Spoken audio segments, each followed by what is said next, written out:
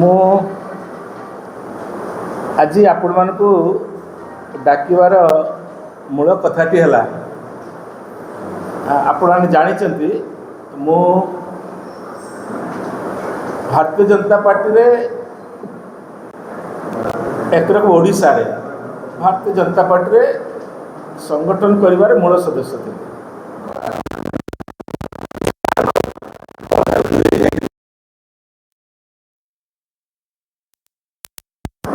ମୁଁ ପୁଣି ମୋ ଭାରତୀୟ ଜନତା ପାର୍ଟିକୁ ଫେରିଥିଲି ଏବଂ ଫେରିବା ବେଳେ ମୋର ଗୋଟିଏ ମାତ୍ର ଆଶା ଥିଲା ଯେ ଏ ଯେଉଁ ଜୀବନରେ ଆମର ବୟସ ହେଲାଣି, ଶେଷ ଜୀବନ ଗୁଡ଼ିକ ଭାରତୀୟ ଜନତା ପାର୍ଟିରେ ରହିବି, ସଂଗଠନ କାର୍ଯ୍ୟ କରିବି।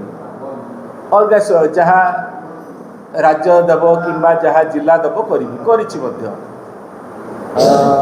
ଆମର ମୋତେ ସେତେବେଳେ ଜଳେଶ୍ୱର ନିର୍ବାଚନ ମଣ୍ଡଳ ଦାୟିତ୍ୱ ଦିଆହେଇଥିଲା ପ୍ରଥମତଃ, ତାପରେ ୱେଷ୍ଟବେଙ୍ଗଲ ଯେତେବେଳେ ସାଧାରଣ ନିର୍ବାଚନ ହେଲା, ଗତ ନିର୍ବାଚନ, ସେଥିରେ ଗୋଟେ କନଷ୍ଟିଚୁଏନ୍ସି ଦାୟିତ୍ୱ, ପୁରା 11 କନଷ୍ଟିଚୁଏନ୍ସିର ଦାୟିତ୍ୱ ଦେଇଥିଲେ। ସେଠି 1.5 ମାସ କାଳ ରହିକି ସେଠି କାର୍ଯ୍ୟ କଲି।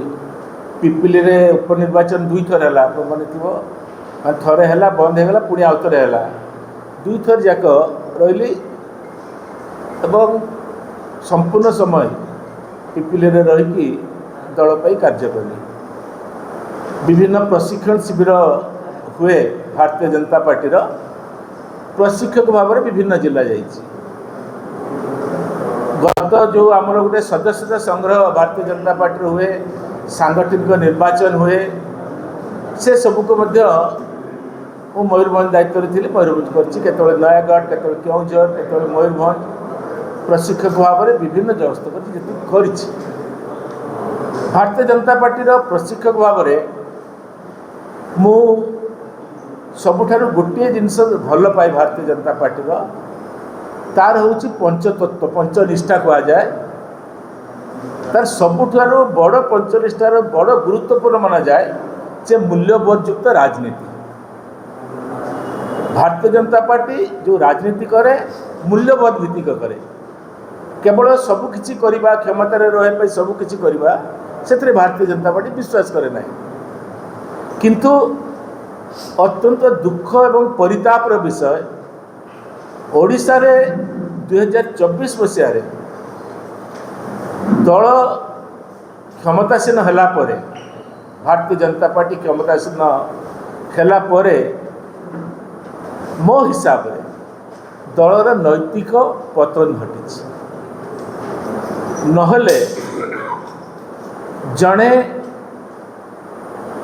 ଚିଟଫଣ୍ଡ ଅଭିଯୁକ୍ତ, ତାଙ୍କୁ କୋର୍ଟର ସିବିଆଇ ଚାର୍ଜସିଟ୍ ଦେବାର, ଚାର୍ଜସିଟ୍ ହିୟରିଂର ଗୋଟିଏ ଦିନ ପୂର୍ବରୁ ଦଳରେ ମିଶାଇ ନଥାନ୍ତେ। କେହି ଜାଣିନାହାନ୍ତି। ବାଲେଶ୍ୱର ଜିଲ୍ଲାରେ ଆମେ କେହି ଜାଣିନାହୁଁ। ହଠାତ୍ ଦେଖିଲୁ ଦଳ ଛାଡ଼ିଲେ, ମିଶିଲେ। କେଉଁ ଦିନ ମିଶିଲେ? 11 ତାରିଖ ଦିନ।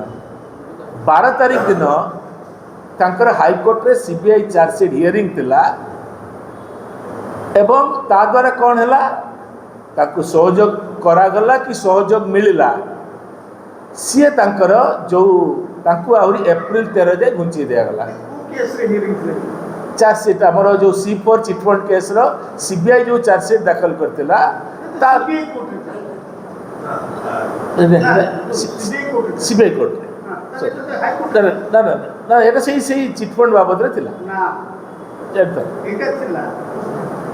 ସିଏ ଯେଉଁ କରିଥିଲେ କେସ୍ଟା, ଯେ ମୋତେ ଏଥିରୁ ମୁକ୍ତ କରାଯାଉ, ସେଇଟାରେ ହିୟରିଂ ହେଲା। ତେଣୁ ତାଙ୍କର ସେଟାରେ ତାକୁ ମିଳିଲା, ତାକୁ ଏପ୍ରିଲ 13 ଯାଏ ତାକୁ ଦେଇ ଦିଆଗଲା। ସେଇ ଚିଟଫଣ୍ଡ ମାମଲା ଏଟା। କିନ୍ତୁ ତେଣୁ ସେ ପାଇଁ ତାପରେ ଆଉ ଗୋଟେ କଥା ମଧ୍ୟ ମୋତେ ଭୀଷଣ ଖରାପ ଲାଗିଛି।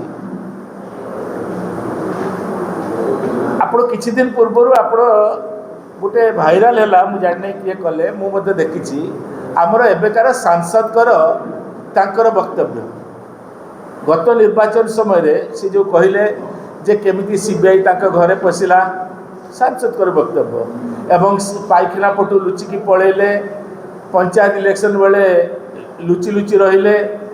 ଏସବୁ ଆମେ ନିଜେ ଭାରତୀୟ ଜନତା ପାର୍ଟିର ଲୋକ କହିଲା ପରେ ବି, ତେଣୁ भारतीय जनता पार्टी ग्रहण करी कौन करने दिगला जो तार लोक जो कथा कहते जो वाशिंग मेसीन कथा तेणु से सत बोली प्रमाणित है। तेणु ये मूल्यबोधयुक्त राजनीति रहा ना।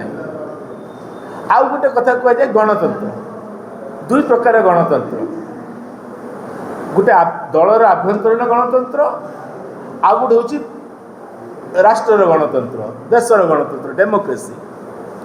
दलर गणतंत्र आ ना माने दल गणतंत्र कर्मी मैंने बसुले बसिकी निष्पत्ति करते किए सभापति हे कौन हे सी ना ठीक अच्छे गोटे पावर पार्टी रे होते से हो पार ना। तेणु नेता जोटा डिसाइड कले से होगा किंतु एवं राज्यसभा निर्वाचन अच्छी राज्यसभा निर्वाचन रे जो संख्या आप देखिए संख्या गणित देखिए से विजु जनता दल गोटे प्रार्थी एवं भारतीय जनता पार्टी दुईटी प्रार्थी सुरखुरे जीतबे।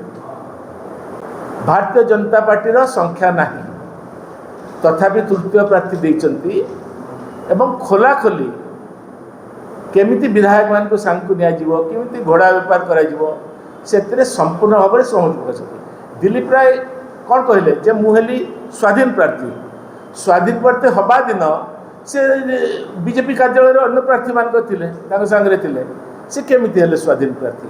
तेणु आपण जन को दलर प्रार्थी करिकी राष्ट्रर गणतंत्र को हत्या करिकी आपण ताकू जितेया चेष्टा करछंती। तेणु आपको ये मत भीषण आघात देछि जे आमे नीति नैतिकतार कथा कहवा आमे जेतेबेले एबे प्रशिक्षण शिविर चलछि प्रशिक्षण शिविर जाइकी कर्मी मान को नीति नैतिकतार कथा शिखेवा मूल्यबोधयुक्त राजनीति कथा शिखेवा गणतंत्र केमती सुरक्षा हम राष्ट्रहित केमती राष्ट्रहित सर्वोपरि कहते किंतु निजे ताकू आमे गणतंत्र को हत्या करवा ए जिनस को मत भल लगे ना कि मुझे निजे सहमत हो पारना। तेणु मोर जो शेष इच्छा टिक थिला जे भारतीय जनता पार्टी रहीकि और शेष जीवन काटिबी मुझे करू ना।